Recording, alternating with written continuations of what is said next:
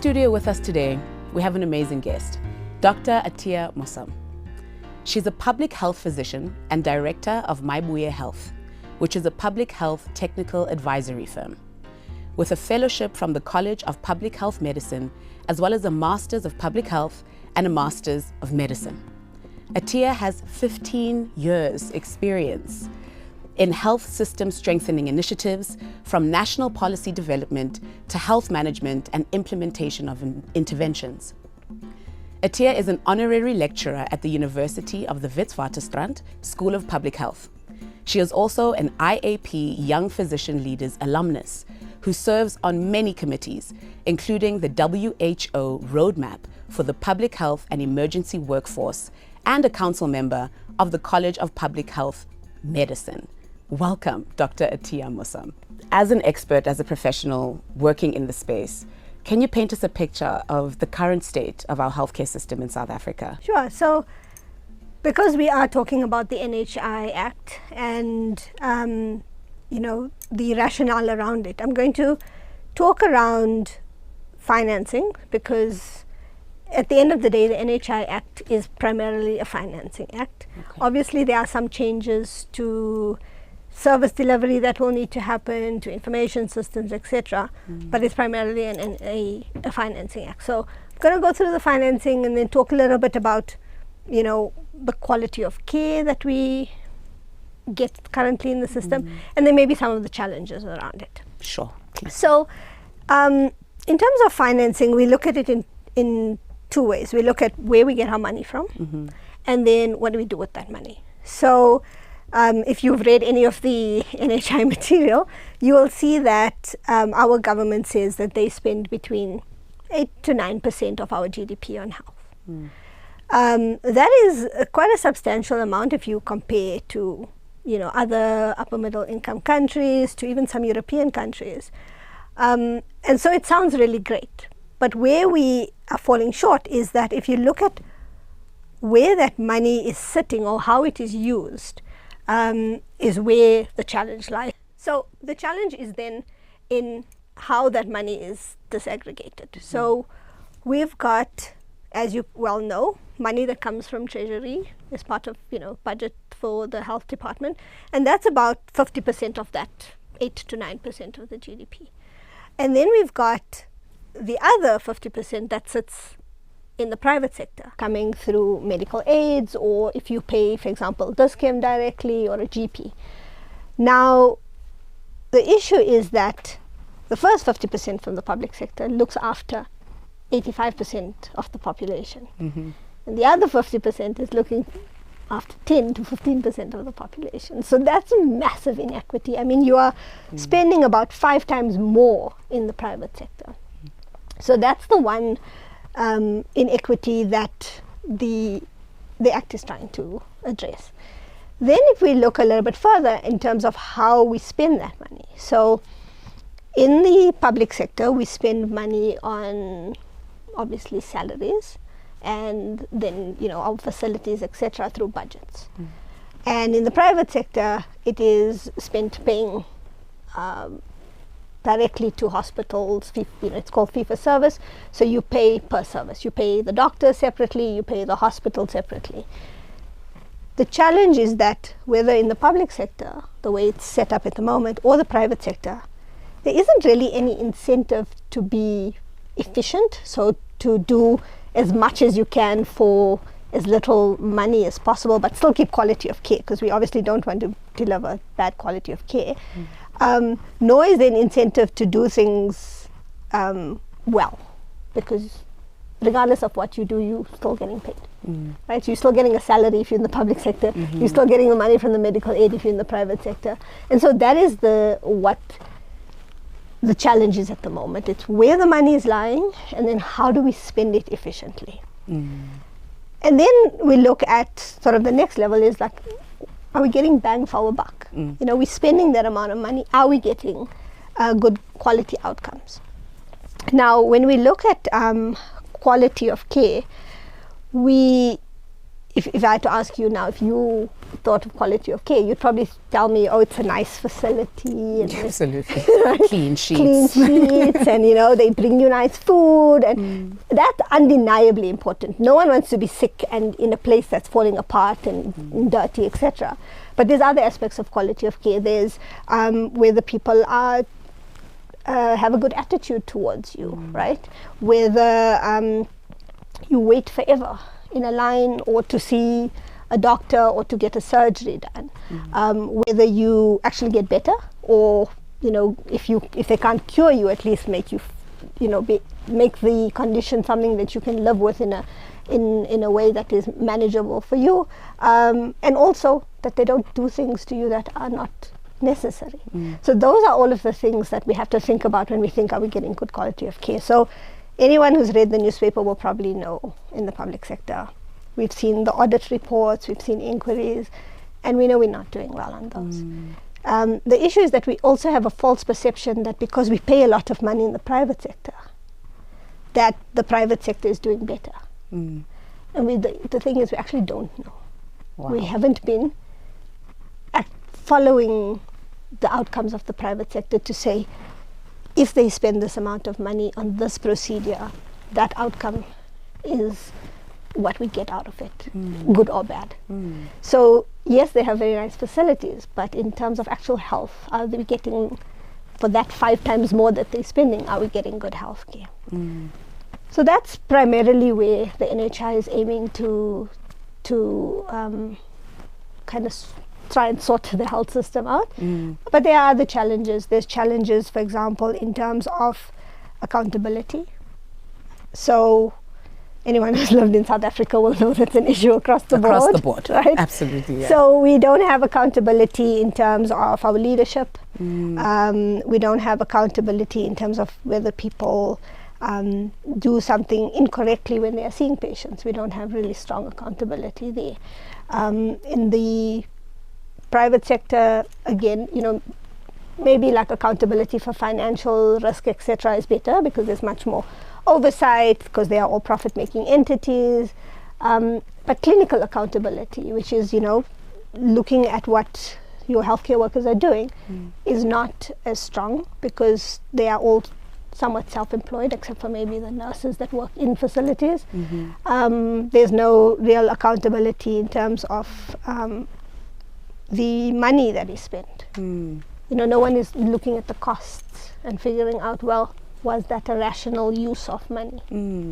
So that's the one issue, is around the accountability of both the public and the private sectors, and regulation around it. And then obviously corruption, we're probably going to get to that, right? We will. So, you know, corruption, is that a, you know, we know this. There's been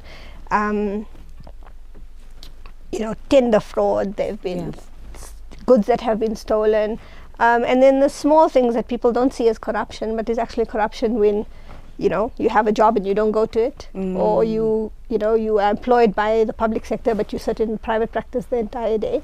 So those are some of the issues around, you know, governance and accountability. We have HR imbalances.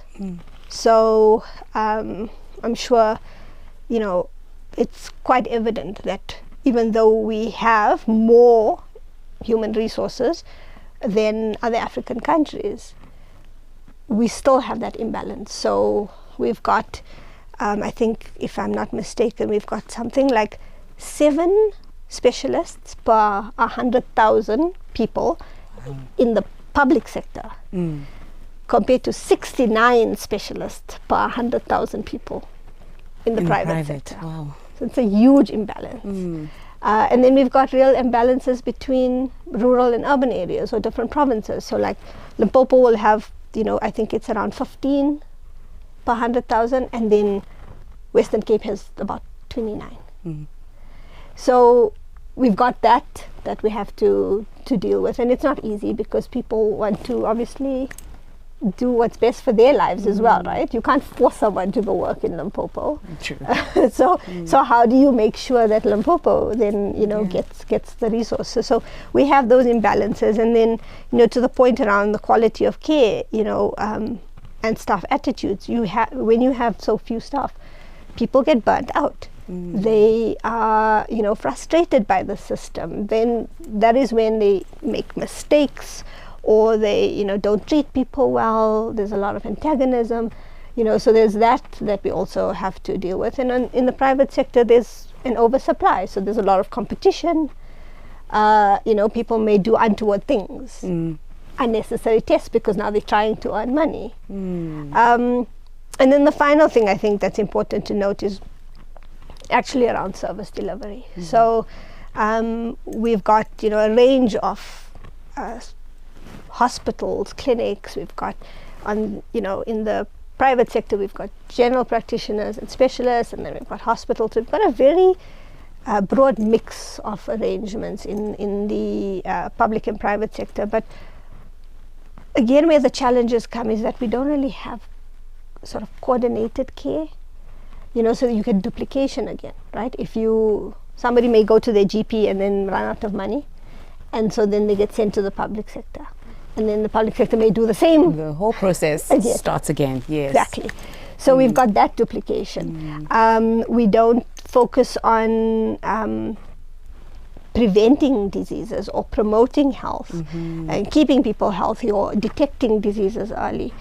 So people then end up coming to us really late stage. It's very costly. Outcomes are really bad, and we don't work with other clinicians or other people within the health system really well, whether it's another facility or another provider, etc. So those are some of the gaps in service delivery that is trying to be addressed also within the NHI Act, to make sure that we see people holistically, we see them early, we make sure that they get the care that they need, because we have the sort of these gaps in terms of how we deliver services at the moment. Absolutely. Thank you so much for such an in-depth picture. And unfortunately, it's not a very positive one. But this is why I want to just, starting from the top, what is the NHI? And I'm so grateful that you mentioned inequality and the imbalances, because it's also about how is NHI then going to try and address these imbalances and address the inequality that exists within the public and the private healthcare, and also the imbalances within them. So what is it? What is the NHI? If I've never heard of it before, what is the easy way to help us understand what it is and how it is striving to address these challenges?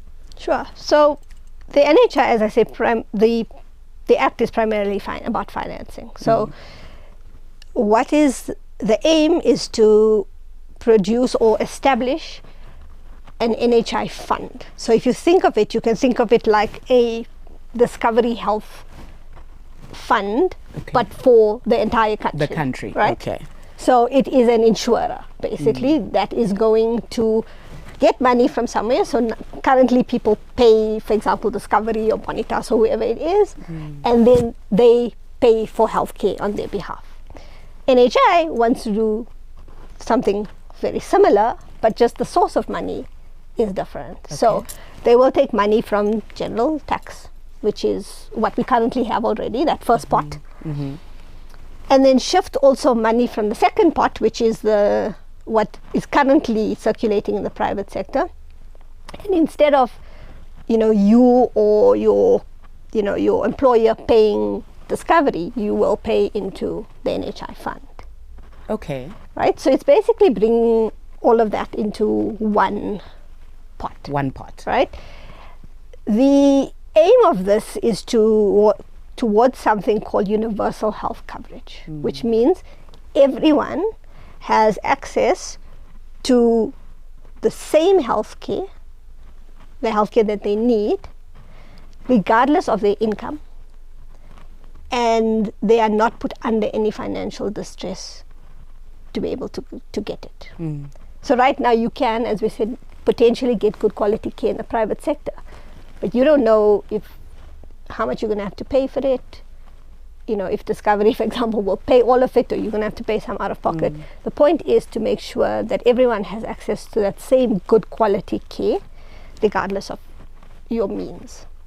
So in terms of, as I said, the money is there's going to be a shift, firstly in where that money comes from, and then a shift also in how we pay people. So they will be moving away from paying for each thing. So paying the doctor for one consultation and paying the hospital for that, whatever it is that they are seeing you for. They're going to look at ways that they pay for outcomes. So they pay so that they get good outcomes. So they incentivize you to do better in terms of health. That's quite a very complicated financing discussion. But I will say that I think one of the challenges has been that a lot of people don't understand how this financing is going to change. And so there is a lot of anxiety around it because it changes the way your livelihood is affected. So that's primarily what the NHI is going to do. In terms of inequity and inequality, currently, if you look at it, in the public sector, taxation, we all pay taxes, and in many ways, those that have the means are subsidizing those that don't have the means, because you are paying your taxes according to how much you earn. And by virtue of that, you are also sort of the healthy people subsidizing people who need care, right? In the private sector, that latter one, where the healthy are subsidizing the sick through medical aid, is also present, because you don't always use your medical aid. You pay it every month, but you may not use it, right? So that money is being used to help other people who need it. But because that pot is so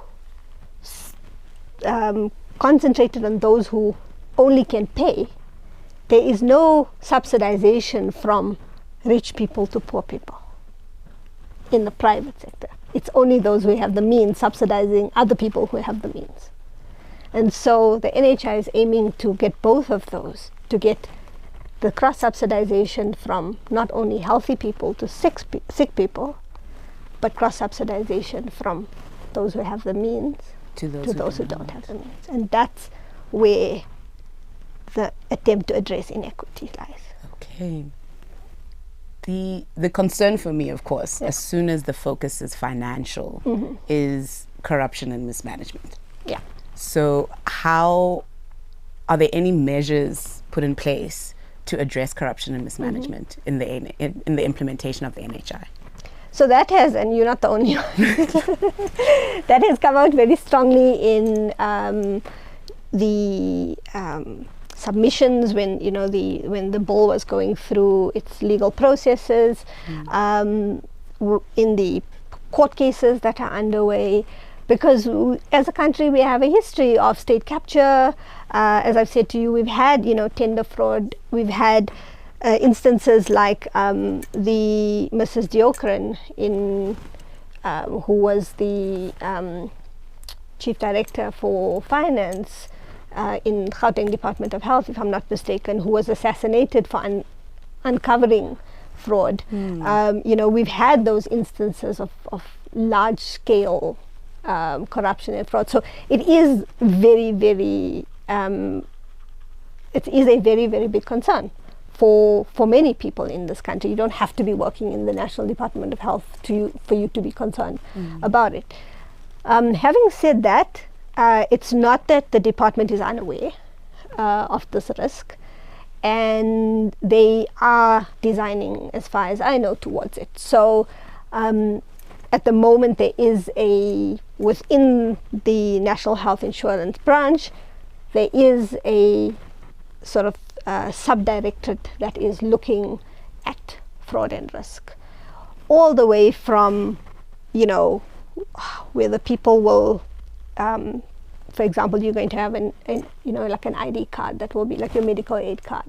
How do you prevent fraud on the ground, people using other people's cards, to how do you ensure that people are not claiming for, a provider is not claiming for somebody that they didn't see, or how do you ensure that people are ordering supplies that they need. So they have to look at every aspect of that system, that entire flow. They have to look at it from when a patient gets to a provider, is seen, a claim is made, all of that, they have to look at it and understand where the risks are and try and mitigate against it.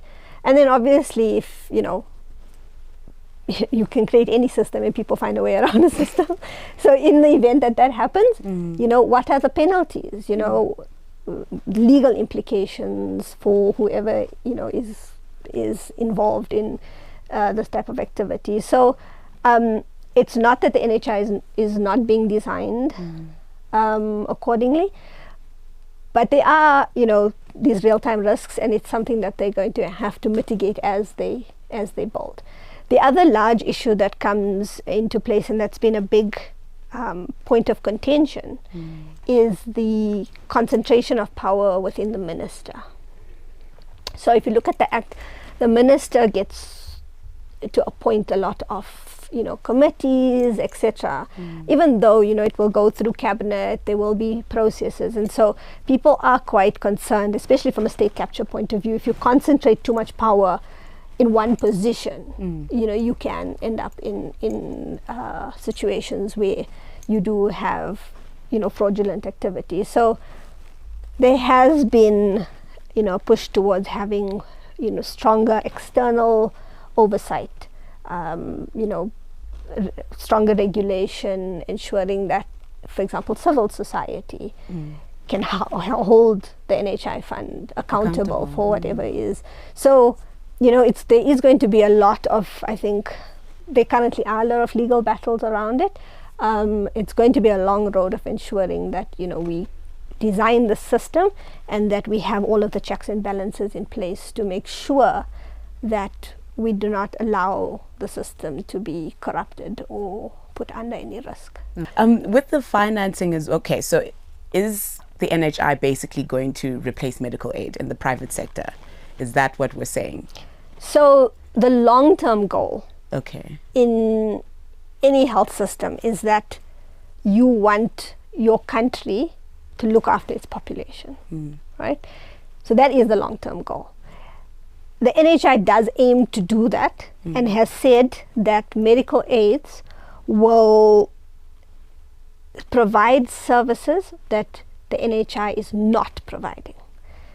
What actually that is remains to be seen. So they have given some examples, like for example, plastic surgery not for medical reasons, like if you just wanted to look better, that they don't feel is a good use of citizen money basically, or the country's money. But what will probably happen is that we will not have, and already we know that we have an issue with financing. So we can't, the people who are administering the NHI can't wake up tomorrow and go, great, we are paying for all of this and there will be no more medical aid, because we don't have the money to do that. So it will be a phased implementation. So they will say, right, so as a country, and they've said they've already started working on this, certain things are priorities. So for example, maternal and child health, huge priority.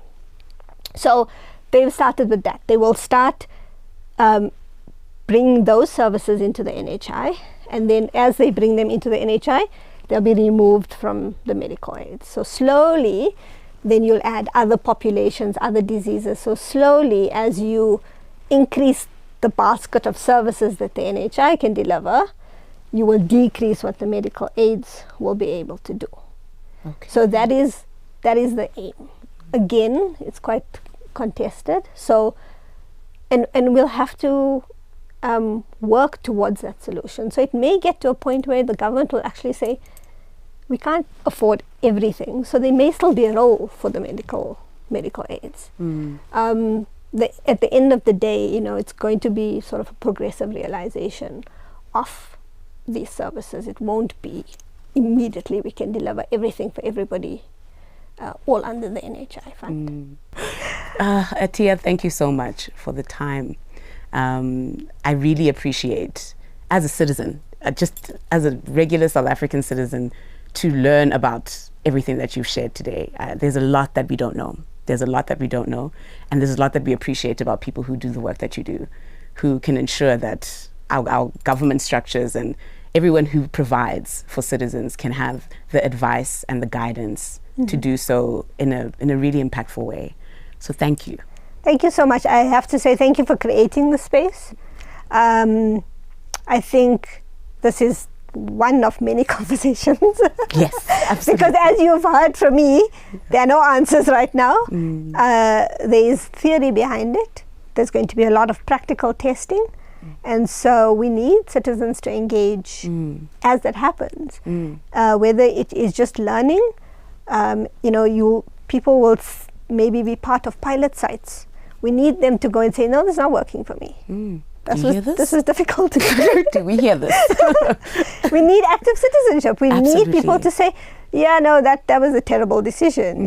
This is not working for me. How can we adjust? And if we are going to get it right, we're going to need everyone across all levels of society, not just people sitting up in the National Department of Health who are responsible for tasking, with this task.